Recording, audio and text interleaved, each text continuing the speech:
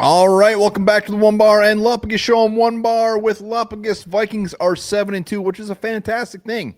Oh, But we got to start looking at some little concern around our starting quarterback, Sam Darnold. What there is zero concern about is minigrown.com. oh, Get your butts over to minigrown.com. Use that promo code SKOL. Buy one, get one free. Beautiful cocktails, fantastic gummies right here. I'll tell you one thing. yeah.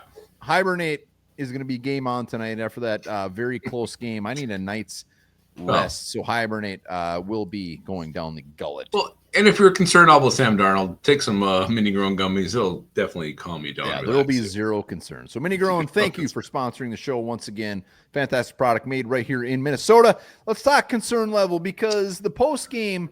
I mean, let's go to the extreme. During the game when we were streaming live, everyone's saying like, put in Nick Mullens. Like, this is so bad. Put in Nick Mullens, bench him, do this, do that. We're going to talk about our concern level, and we want to know your concern level in the comments.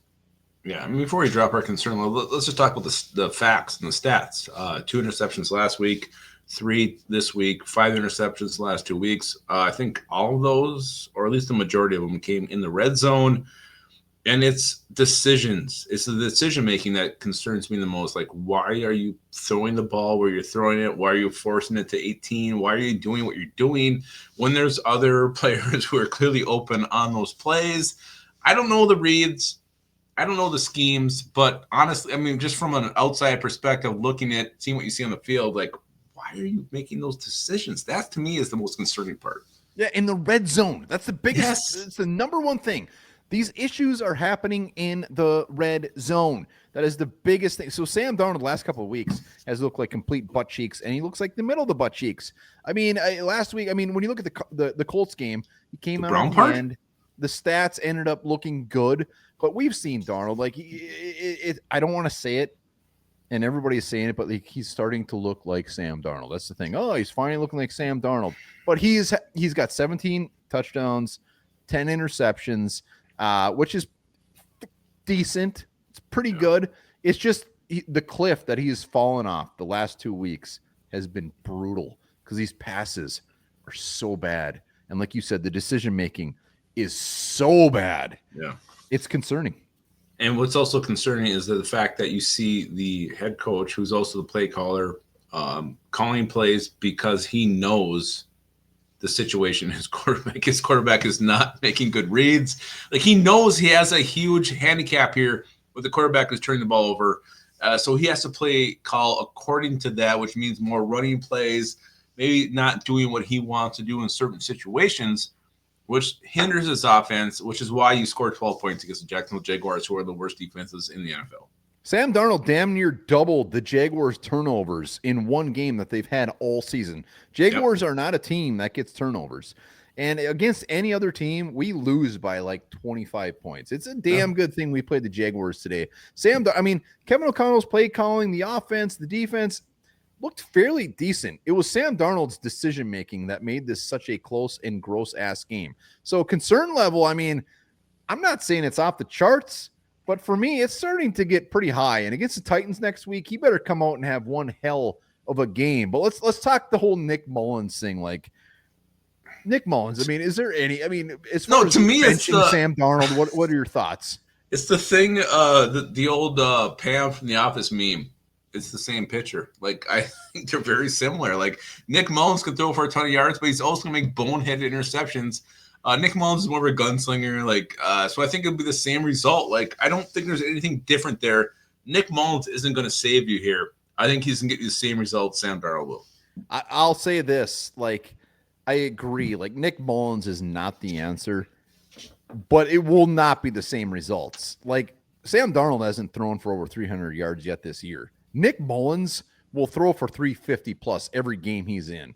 Like, there could be different results, but it is not the same thing at all. Nick Mullens will throw that thing 40 yards every damn time if he can, where Sam Darnold is doing the dinking and dunking. So maybe the same result, like, as far as the win or loss, but like, it's a completely different quarterback. Well, I think what I'm talking about the same pitcher is the interceptions. Like, I think Nick Mullens will come out, he'll throw 3 interceptions as well. So I think Nick Mullens would have thrown a touchdown pass in this game.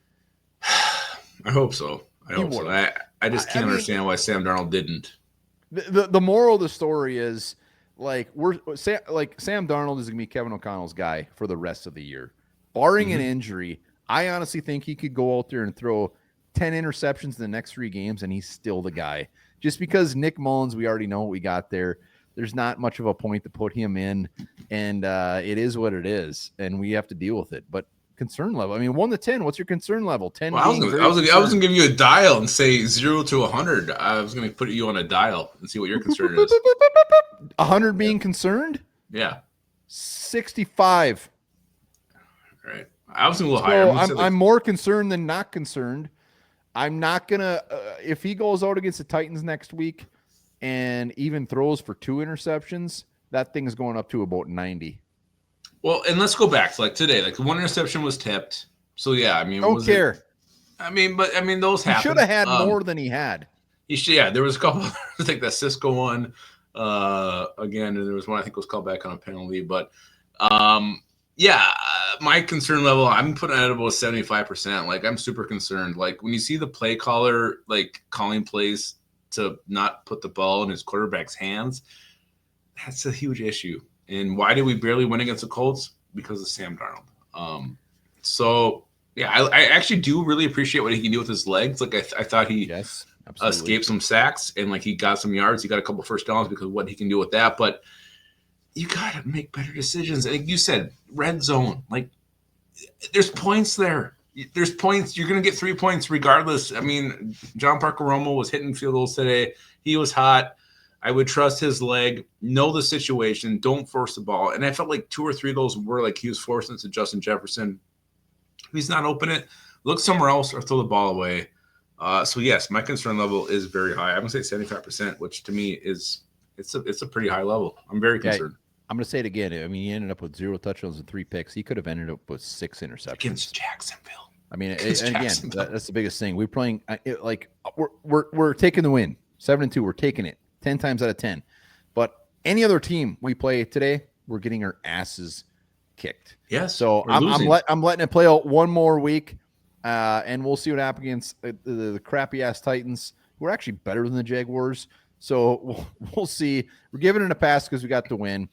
Hit up minigrown.com. Use the promo code SKULL. Berry Bliss also. That's delicious. Very nummy. Hit it up. All right, guys. And remember this, Thanksgiving is coming up, and the symbol of Thanksgiving is the cornucopia. But does anybody really know what a cornucopia is? Do you? I'll tell you right now. It's a horn-shaped container that is overflowing with fruit, vegetables, flowers, or nuts, and is used as a symbol of abundance. I knew that. You didn't let me answer in time.